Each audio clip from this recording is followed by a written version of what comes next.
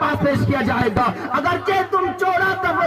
اگرچہ تم چوڑا قبر کو کھود دو, اللہ اکبر, اگر میرا رب کے سامنے میرا جب نیکیاں سپرد کیا جائے گا, اگر میری نیکیاں کام نہیں آیا, اللہ اکبر, تم لاکھ جو ہے قبر کو چوڑا کھود لو, اللہ اکبر, قبر میرے پسلی کو توڑ کر کے رکھ دے گی, میرے قبر پسلی کو توڑ کر کے رکھ دے گی. اور سنو, اگر تم نے مجھے تھوڑا ہی صحیح جگہ میں دفن کیا, اتنے جگہ میں دفن کیا کہ اگر میں کروٹ بھی نہ لے پاؤں, لیکن اگر میرا معاملہ میرے رب کے پاس جب ہوگا, اب میرا نیکیاں میرے رب کے پاس پیش ہوگا, اگر میرے رب نے قبول کر لیا, اگرچہ وہ تھوڑا سا جگہ ہے, میرا رب میرے قبر کو تحت نگاہ جو ہے تحت نگاہ کشادہ فرما دے گا, میرا رب میرے قبر کو تحت نگاہ کشادہ فرما دے گا. اور دوسرا قول فرماتے ہیں, سنو سنو سنو سنو اے لوگوں, سنو ذرا اس بات کو سنو, اس پر عمل کرنے کی کوشش کرو. تم کیا سمجھتے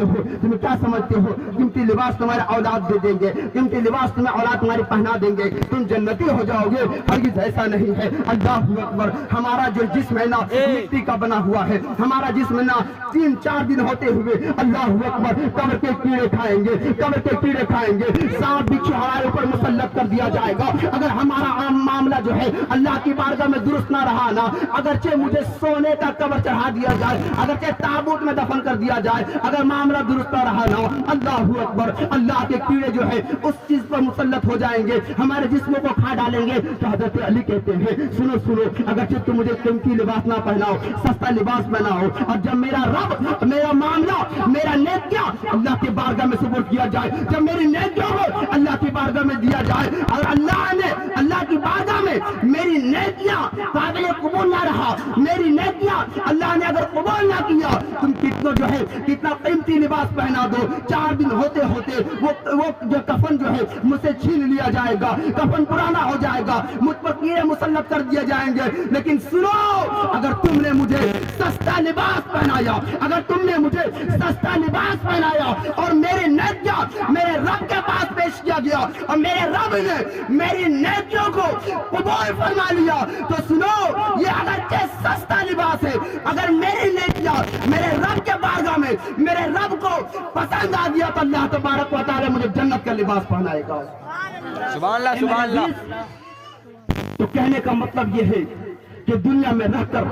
ہمیں اور آپ کو نیکیاں کرنی چاہیے, دنیا میں رہ کر اللہ کی نافرمانی نہیں کرنی چاہیے, اللہ رب العزت کی فرمانبرداری لانی چاہیے. یہ سال ثواب کے لیے ہے. اور میں نے کہا تھا کہ 7 بجے میں چھوڑ دوں گا, اور 7 بج بھی گیا, تو یہ چند باتیں تھی اصلاحی کے لیے. وجہ یہ ہے کہ بچیاں بھی آئی ہیں اور دور دراز کی ہیں, تو میلاد کو جتنا جلدی ختم کیا جائے گا ان کے لیے آسانیاں ہوں گی. اور اگر کچھ باتیں بھی بیان کروں گا موت کے حوالے سے, کچھ بات کیا تو پھر لمبی ہو جائے گی باتیں,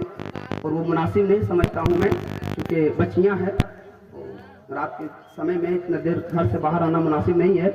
بس میں اتنا ہی نصیحت کرتا ہوں اور یہ باتیں کہتا ہوں کہ مولا ہم تمام لوگوں کو نیک اعمال کرنے کی توفیق عطا فرما,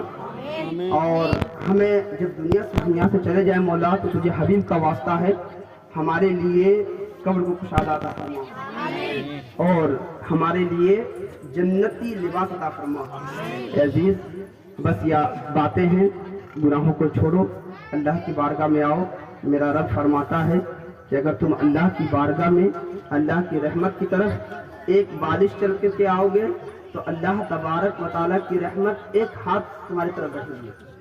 کتنی تیزی کے ساتھ اللہ کی رحمت آتی ہمارے طرف. اور میرا رب فرماتا ہے اگر میری رحمت کی طرف تم چل کر کے آؤ گے, تو میری رحمت تمہاری طرف دوڑ کر کے جائے گی. اللہ اکبر کبیرہ. تو اللہ کی رحمت سے ہمیں نا امید نہیں ہونی چاہیے. اللہ کی بارگاہ میں توبہ کرتا ہوں, مولا میری بولنے میں اگر کسی طریقے سے عمدن سہون لفظاً معنی غلطی ہوئی مولا, تیری بارگاہ میں